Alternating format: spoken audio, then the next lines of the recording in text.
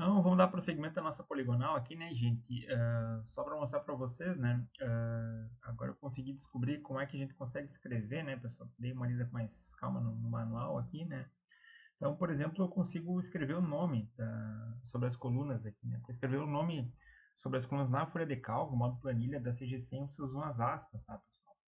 Então, por exemplo, aqui eu uso umas aspas simples, né? E coloco ali alinhamento, né? Então, esse é um jeito de resolver o texto, né, o cabeçalho. Aqui são os ângulos observados, né, então eu posso colocar aqui alfa OBS, né, alfa OBS, né. Aqui eu tinha os ângulos corrigidos, né, então eu posso escrever aqui alfa corrigido, né, gente. Em vermelho aqui eu tinha os azimuts, então uso as aspas novamente, escrevo ali os meus azimuts, né, os azimuts iniciais, né. Aqui eu tenho as projeções, eu acho, na posição, aqui são as distâncias, sim, aqui são as distâncias, né, tentando lembrar o que nós fizemos. Opa, aqui eu capturei a tela, então alfa aspas, aqui eu tenho as distâncias, né, em metros. Agora aqui sim eu tenho as projeções, né, pessoal, delta x e delta y, vou chamar dx', dy', né. E quem me conhece sabe que eu uso essa mesma anotação, né, que eu herdei lá do professor Carlito. Aqui eu tenho as correções das projeções, né? Então vou chamar ali de CDX e CDY.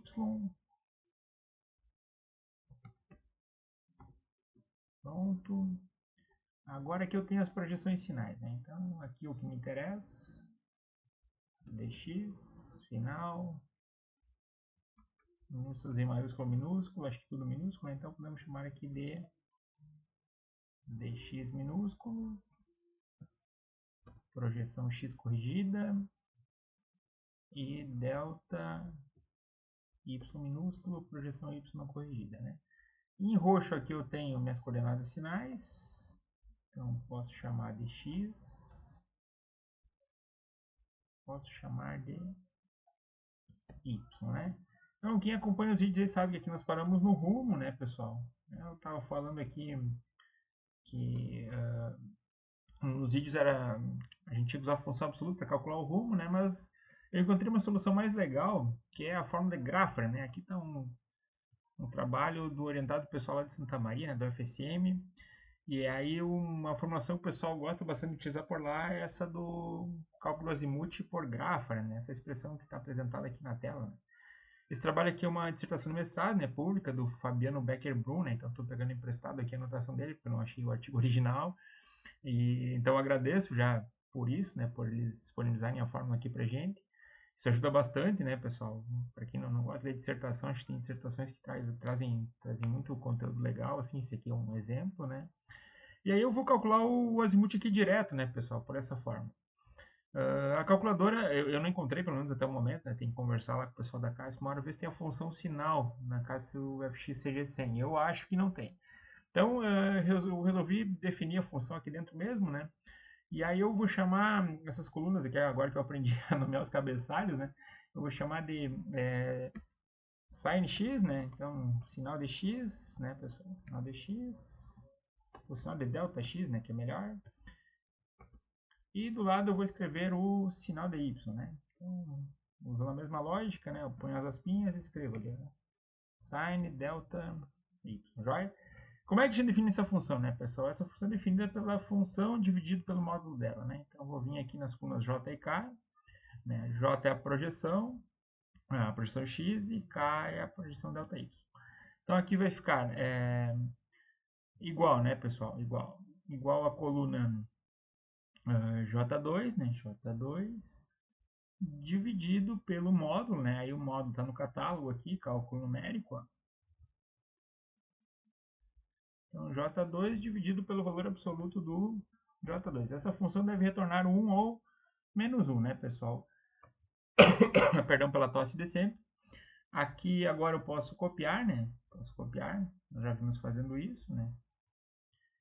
Então, ferramentas, copiar, né? E aí eu vou dando um OK, né? E aí eu vou preenchendo aqui as células que eu desejo colar essa expressão. Então eu fiz isso para o J2, vou fazer a mesma coisa para o... Vou apagar isso que eu tinha feito antes, né? Para treinar.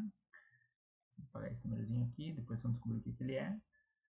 E, então, acabei de fazer aqui, né, pessoal, a função sinal de x, né, para J2, né, para a célula J2, que é a projeção em x, né, que é J2, né. Agora eu vou fazer para K2 e depois vou copiar para baixo, né. Então, o mesmo raciocínio, usamos ali igual, né, K2 dividido pelo valor absoluto. O valor absoluto está no menu 5 aqui, né. Então, K2 dividido pelo valor absoluto de K2. Olha que legal. Então, novamente, eu vou copiar, né, pessoal? Então, usar as ferramentas aqui. Copy, paste, né? Copio e eu vou dando OK, ó.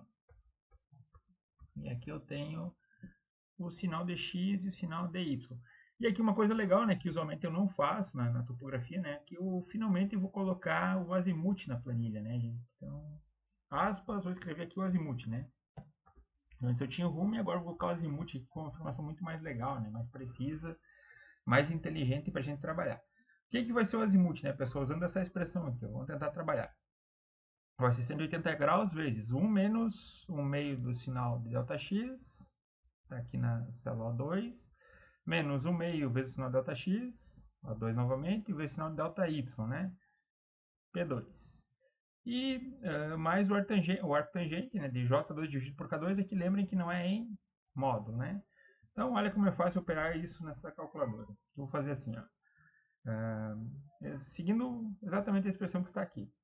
180 graus, né, vezes, abro parênteses, né, abro parênteses.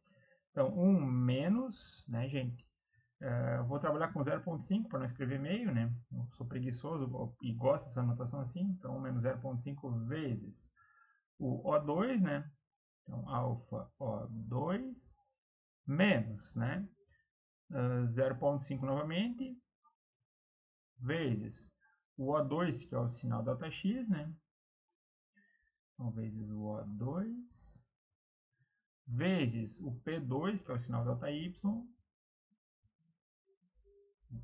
P2, que é o sinal ΔY, e aí fechamos o parênteses. E agora eu somo, né, gente, com o arco tangente, né, para quem não lembra, do J2